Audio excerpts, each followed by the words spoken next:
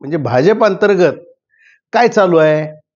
देवाभाऊंचा मध्ये कार्यक्रम झाला, देवाभाऊ येऊन गेले आणि आता इनकमिंग अतिशय जोरात होणार.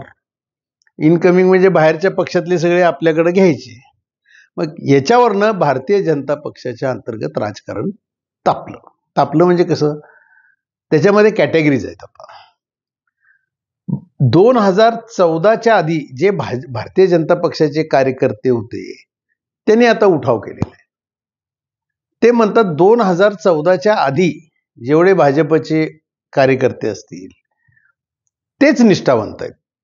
2014 नंतर जे प्रवेश केलेला आहे ते मध्यम निष्ठावंत आहेत आणि 2019 नंतर जे आलेले आहेत ते डुप्लिकेट उड्या मारणार आहेत कंपाऊंडवरची इकडनं.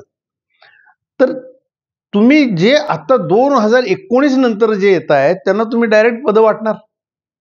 भारतीय जनता पक्षाचं उद्या नगरसेवक पद जिल्हा परिषद उमेदवारी द्यायची तर त्यांचा विचार करणार. मग आम्ही काय आतापर्यंत पाट्या टाकले त्याचं असं विचारायला लागले.